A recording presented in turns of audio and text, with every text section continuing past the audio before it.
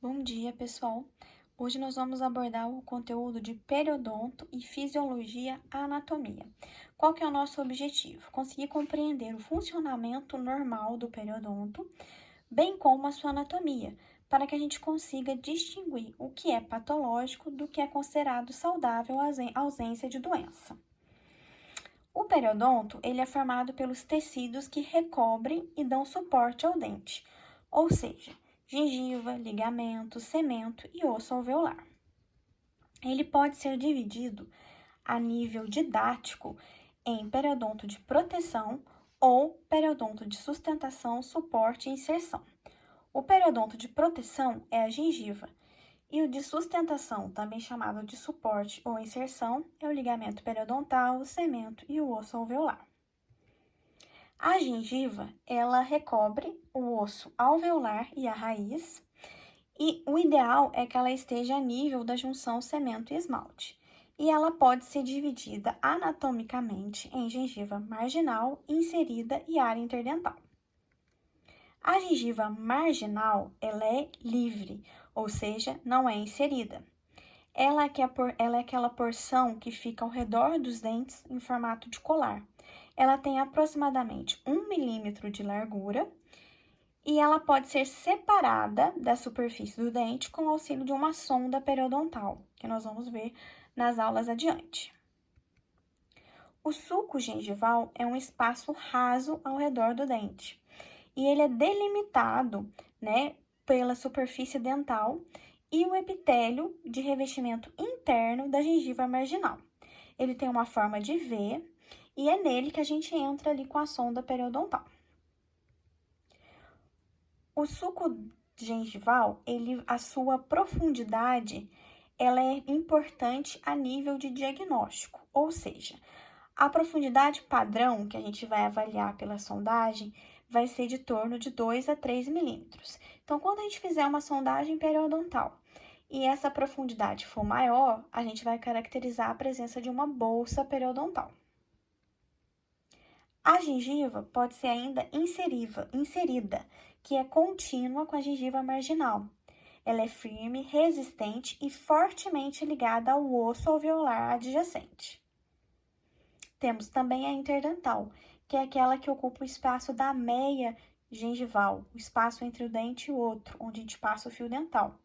E ela, nessa região, ela pode ser piramidal, pontuda, ou ainda pode ter o formato de cone, que seria uma depressão. A coloração da gengiva. Ela é saudável, ela é no tom rosa coral, e ela também pode ter pigmentos que vão dar um tom um pouco diferente. No caso, em raças negras. A mucosa alveolar, que é para cima da gengiva inserida, ela já vai ser mais avermelhada, lisa e brilhante. Nessa imagem, a gente vê a divisão aí da gengiva. Então, a gente teria, em amarelo, a junção mucogengival, que separa a gengiva inserida da mucosa alveolar. Na seta vermelha, bem mais no canto superior, a gente vê a mucosa alveolar. E embaixo da porção amarela, a gente vê a gengiva inserida, sendo ainda que a gente também consegue ver a gengiva marginal livre, que seria ali o colo do dente. Nessa imagem, a gente vê essas mesmas divisões, mas numa visão lateral, como se fosse um dente inferior. Então, a gente vê a gengiva marginal livre, a gengiva inserida, a junção mucogengival, a mucosa alveolar. E dentro da gengiva marginal livre, a gente tem um espaço ali que seria o sulco gengival, que é a parte interna. Na próxima imagem, a gente consegue ver o que a gente chama de espaço biológico, que é justamente a distância entre a crista óssea e ali a base do sulco gengival. Ele, para ser funcional e não inflamado, ele tem que ter uma distância de 2,73 milímetros, que é o que a gente fala de profundidade de sondagem, de 2 a 3 milímetros.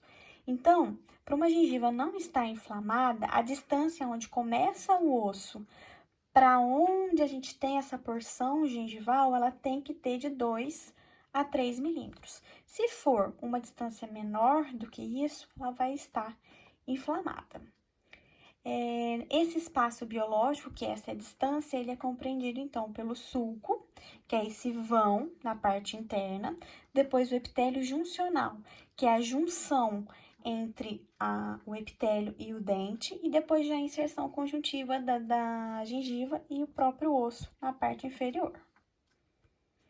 Aqui a gente vê a coloração normal. Ambas as imagens apresentam uma coloração normal de gengiva. A diferença é pelo tom de pele. A segunda imagem, que é a B, é uma pele de raça negra, então a gengiva tem mais pigmento, que é a melanina. E o referencial a gente pode encontrar no Carranza, que é a periodontia clínica.